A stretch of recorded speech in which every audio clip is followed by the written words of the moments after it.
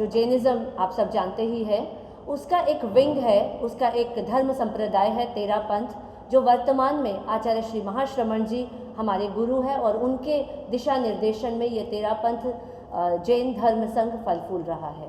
उसमें महिला मंडल की क्या भूमिका है? महिला मंडल किसी भी संप्रदाय में मैं समझती हूँ कि महिला मंडल की एक अहम भूमिका होती है, और वैसे ही तेरा पंथ के अंतर्गत अखिल भारतीय तेरा पंथ महिला मंडल की एक विशेष भूमिका है, जो स्पिरिचुअल, आध्यात्मिक और सोशल दोनों ही एक्टिविटीज़ को एक साथ रखते हुए महिलाओं के चहुमुखी विकास के लिए काम करता है। आप राष्ट्रीय अध्यक्षा है, तो महिला मंडल राष्ट्रीय स्तर पर किस तरह से काम करती है? देखिए, जैसे मैंने आपको बताया कि सोशल और स्पिरिचुअल ये दोनों एक्टिविटीज़ हम एक साथ लेकर चलते हैं।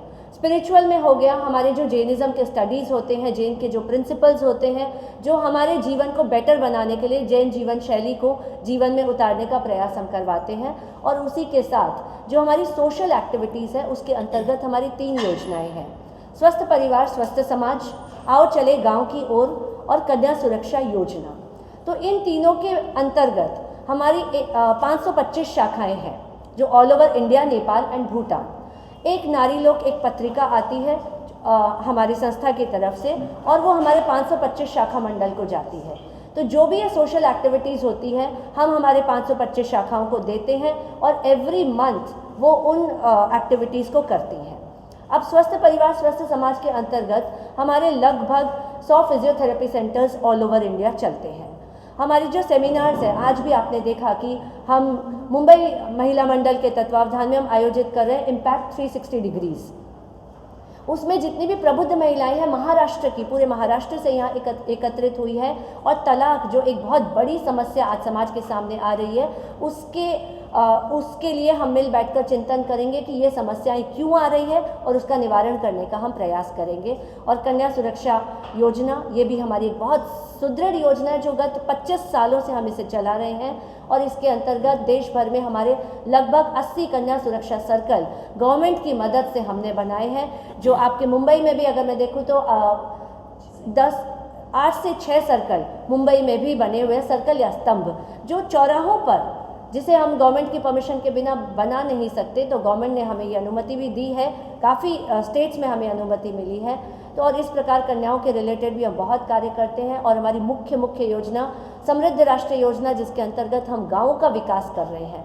गाँव में ट्यूशन सेंटर, हमारे सिलाई प्रशिक्षण केंद्र, टैंक्स बनवाना, और अभी सबसे सघनता से हम जो काम कर रहे हैं वो है स्वच्छ भारत अभियान। क्योंकि मृदुला जी सिन्हा जब वो थी, उन्होंने हमारे महिला मंडल को ब्रांड एम्बेसडर बनाया था स्वच्छ भारत अभियान का।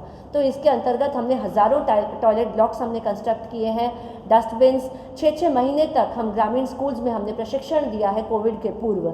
लगभग 350 स्कूल्स के प्रिंसिपल्स के हमारे पास ऑथोराइज्ड, उनके सील किए हुए लेटर्स हैं, जो बताते हैं कि हमारी जो शाखाएं हैं वो 6 महीनों तक उन्होंने वहाँ जाकर प्रशिक्षण दिया है। तो इस प्रकार विभिन्न योजनाएं हैं जिस पर हम काम करते हैं।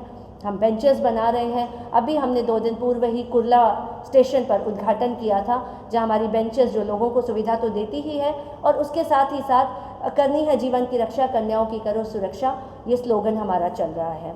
और स्नेहम प्रोजेक्ट जो मुंबई महिला मंडल ने भी काफ़ी सघनता से किया है, और देश के लगभग हमारा टारगेट था कि आज़ादी के 75वें वर्ष पर 7,500 बच्चों को कम से कम एक प्रॉपर एजुकेशन, अगर मूक बधिर बच्चों को ब्रेल बुक्स हो या सॉफ्टवेयर हो या जो भी उनकी पाठ्य सामग्री हो, स्पेशली उन अंडर प्रिविलेज बच्चों के लिए, ये हमारी मुख्य योजना समृद्ध भारत के अंतर्गत इस वर्ष चल रही है। ये सिर्फ जैन बच्चों के लिए भी है, सब कोई धर्म का? नो सर, स्नेहम प्रोजेक्ट कोई धर्म जात हर चीज़ से उठकर है। ये सिर्फ ह्यूमन, हमारे भीतर जो ह्यूमैनिटी है उसको लेकर, जो भी बच्चे मूक बधिर बच्चे हैं और पढ़ना चाहते हैं, वो हमसे अप्रोच कर सकते हैं। हम उनके पढ़ने लिखने की जो पूर्ण सामग्री है उसका इंतज़ाम करके देते हैं। थोड़ा सा जैन तेरा पंथ क्या है, सबको मतलब नहीं समझ में आएगा, इसलिए थोड़ा सा जैन तेरा पंथ और उसमें महिला मंडल की भूमिका को थोड़ा सा बताएं। यही बताएं।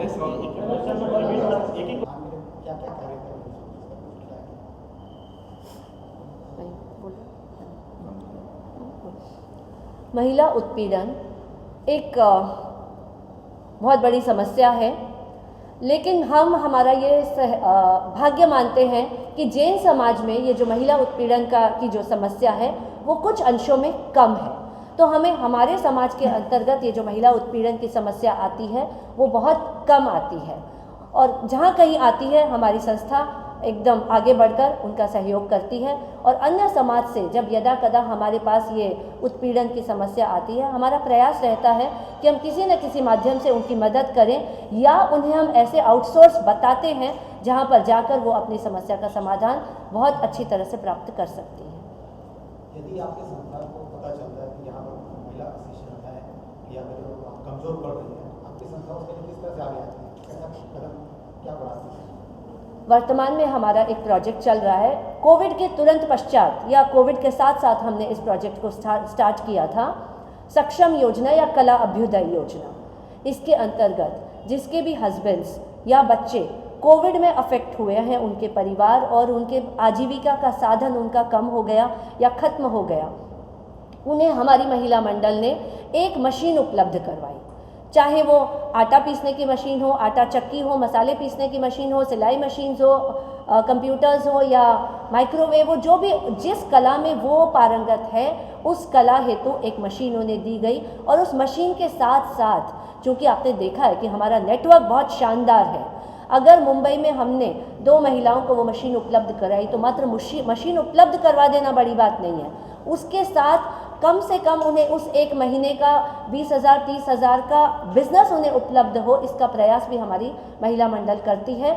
तो पिछले 2.5 सालों में लगभग ऐसे 200 परिवारों को हमने ऐसी मशीन उपलब्ध करवाई है ताकि वो अपनी आजीविका चला सके, अपने बच्चों को का भली प्रकार पालन पोषण कर सके। अच्छा मैडम, तेरा तो महिला मंडल का राजनीति में कोई योगदान है, किसी प्रकार का सहयोग देती है? मैं इसका जवाब देना चाहूँगी। मैं रचना हिरन, अध्यक्ष तेरापन महिला मंडल मुंबई। राजनीति में अगर महिलाएं आना चाहे वो तेरापंथ की जिसकी आप बात कर रहे हैं, तो इसमें कोई अतिशयोक्ति नहीं होगी कि वो एक अच्छे मुकाम को हासिल कर सकती है। लेकिन अभी तक हम उसमें नहीं आए हैं, लेकिन काफ़ी एरिया में कोई बहनें इस क्षेत्र में भी आगे आई है। और अगर जिस दिन तेरापन धर्म संघ की बहनों ने ये ठान लिया कि हमें भी राजनीति में आकर के आगे बढ़ना है, तो डेफिनेटली वो भी कभी प्रतिभा पाटिल भी बन सकती हैं और बहुत ही ऊंचे स्थान पर अपना एक मुकाम हासिल कर सकती है। लेकिन जहां हम देखते हैं कि काफ़ी बार राजनीति में बहुत विरोधाभास होता है, काफ़ी अप्स एंड डाउन्स होता है, साम दाम दंड भेद सब अपनाना पड़ता है, लेकिन जैन धर्म का जो सिद्धांत है उसके अनुरूप अगर हम कार्य करने की सोचते हैं, तब वह सिद्धांत हमारे थोड़े अनुकूल अगर नहीं बैठते हैं तो हम लोग थोड़ा सा उसमें पीछे रह जाते हैं, अपनी सोच को थोड़ा वहाँ हम स्टॉप कर लेते हैं। लेकिन ऐसा नहीं है, महिला शक्ति बहुत ही एक अपनी अस्मिता अलग ही रखती है और वो जिस दिन चाहे वो राजनीति में आकर के अपना नया मुकाम हासिल कर सकती है। आज मीराबाई दल की जो विद्या जैन जी यहाँ पे अतिथि उपस्थित थे, तो उनसे आपकी जो संस्था महिला मंडल किस तरह से संबंध है और उनका यहाँ पे आने का विशेष? देखिए, राजनीति से तो संबंध हमारा बहुत अच्छा है और आपको मैं एक बात बताना चाहूँगी कि जैन समाज जो राजनीति में अपना सहयोग देता है वो शायद सबसे ज़्यादा होगा। चाहे वो आप आर्थिक सहयोग कह लें, चाहे आप राजनीतिक, चाहे वोट बैंक कह लें उनको, तो जो भी राजनीतिक लोग हैं वो भी जैन समाज को बहुत महत्व देते हैं और हर समय उनके किसी भी कार्यक्रम में अगर उन्हें इनवाइट किया जाता है तो डेफिनेटली वो आते हैं। इसमें मैं नाम लेना चाहूँगी, अगर जैसे अभी इधर सांसद हमारे गोपाल जी शेट्टी हैं, अतुल जी भातलकर है, या आप पूरे बॉम्बे में कहीं भी ले लीजिए, किसी भी क्षेत्र में अगर प्रोग्राम होता है तो जैन समाज का राजनीतिक संबंध बहुत अच्छा है और वो हर क्षेत्र में उन्हें सहयोग देते हैं और हर कार्यक्रम में अपनी शिरकत करते हैं। मैं एक प्रश्न पूछना चाहूँगा। निगम जी ने अभी कहा कि जैन समाज की जो महिलाएं हैं या महिला उत्पीड़न जैन समाज में बहुत कम है जी, लेकिन मेरी जो मैं जानता हूँ जहाँ तक ये जो उन्होंने कहा है ये बात सही नहीं है।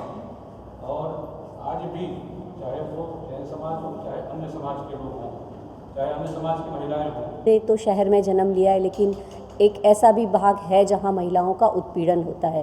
तो सर मैं कहना चाहूँगी कि हम केवल एक क्षेत्र में काम नहीं कर रहे हैं। जैसा कि हमारी राष्ट्रीय अध्यक्षा ने बताया कि हम आओ चलो गांव की ओर की योजना भी हम करते हैं। उस योजना के अंतर्गत हमारा उद्देश्य ही यही है कि गांव के जो लोग हैं उनको सामाजिक दृष्टि से उत्थान करना, उनका जो लाइफस्टाइल है उसको ऊपर उठाना। तो गांव में केवल पुरुष नहीं होते, हमारा जो मेन फोकस होता है वो स्त्रियों पे होता है, क्योंकि हमारी महिलाओं की एनजीओ है।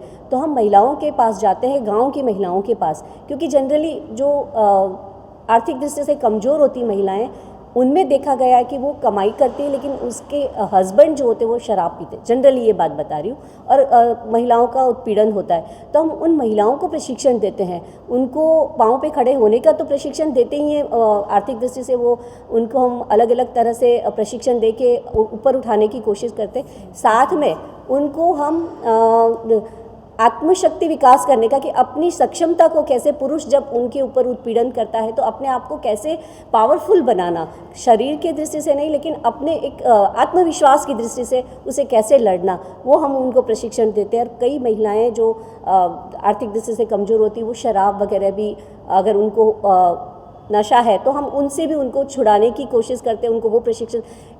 कहने का मतलब ये कि उन महिलाओं को भी हम हर दृष्टि से सक्षम बनाने की कोशिश करते हैं, ताकि कोई भी महिलाएं शारीरिक दृष्टि से कमज़ोर ना रहे और जो शोषण होता है उनसे वो बचने का प्रयास करें। इसमें मैं पॉइंट ऐड करना चाहूँगी और फिर आपके सवाल को लूँगी।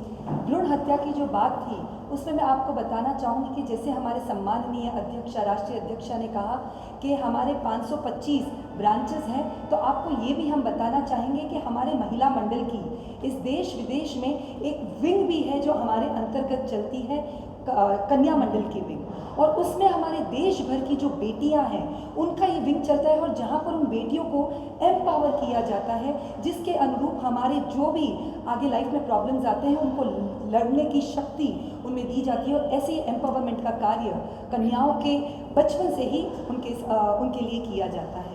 तो यहाँ पर थी भ्रूण हत्या की बात। और जैसे आपका सवाल था कि आगे महिला मंडल क्या काम करने का सोच रहा है, तो जैसे कि हमारी 4 मुख्य योजनाएं हैं, उसमें जो चारों योजनाएं स्वस्थ परिवार स्वस्थ समाज, उसके अंतर्गत जो आपने महिला उत्पीड़न की बात की थी, तो हम विभिन्न क्षेत्रों में हमेशा मुझे लगता है कि हफ्ते में 6 दिन हमारे कोई ना कोई ब्रांच में एक सेमिनार चलता है जो स्वस्थ परिवार और स्वस्थ समाज को लेकर चलता है, जिसमें ये उत्पीड़न की बात हो, एक्सप्लॉयटेशन की बात हो, उस पर हम कैसे महिलाओं को एम्पावर कर सके, उसके हमारे सेमिनार चलते, तो उसको हम और आगे बढ़ोतरी देना चाहेंगे। दूसरी हमारी जो योजना समृद्ध राष्ट्र योजना, तो देश को समृद्ध करने के लिए गाँव को हमें स्ट्रॉन्ग बनाना है, गांव में जो महिलाएं हैं उनको एम्पावर करना है, और स्वच्छ भारत अभियान, तो इसके अनुरूप भी जैसे जो काम आते हैं जो हमारे चल रहे हैं वो भी चलेंगे। और आगे जैसे कि हम ब्रांड एम्बेसडर घोषित हैं, तो मोदी जी के संग हम भी देश को साफ सुथरा रखने में हमारी केसरिया शक्ति महिलाएँ हैं। तो अभी जो हमारी राष्ट्रीय अध्यक्ष ने बताया आपको सारी योजनाओं के अंतर्गत सक्षम योजना और स्नेहम प्रोजेक्ट, तो सक्षम योजना मूलतः उसी को टारगेट करके ली गई है कि उसमें ऐसी बहनें जो हमारे समाज की जो घर आजीविका मतलब चलाने में भी सक्षम नहीं है, विधवा हो चुकी, घर में कोई कमाने वाला नहीं है, तो उनके लिए ऐसे उनको कुछ दिए जाए, हम कैश नहीं देते उनको, वो प्रोवाइड करते हैं कि उसके माध्यम से वो कुछ करें, उनको बिजनेस भी दिलाते हैं, सिर्फ उनको साधन देकर कि कुछ मशीनें देकर, चाहे सिलाई मशीन हो, चाहे वो जो भी मतलब उनके अंदर योग्यता है, उनको जो आवश्यकता है वैसी उनको सामग्री चाहिए, तो उनकी अपेक्षा अनुसार उनको सामग्री प्रोवाइड करते हैं, और उसके माध्यम से वो अपने परिवार का भरण पोषण करती है। और उसका ऐसा नहीं कि एक बार देकर हमने छोड़ दिया, उनका वापस फॉलोअप करते हैं, और उनको हम मार्केटिंग भी उनकी करते हैं, और उनको मार्केट भी दिलाते हैं, बिजनेस भी दिलाते हैं। सास बनते ही महिला का विचार जो बदल जाता है,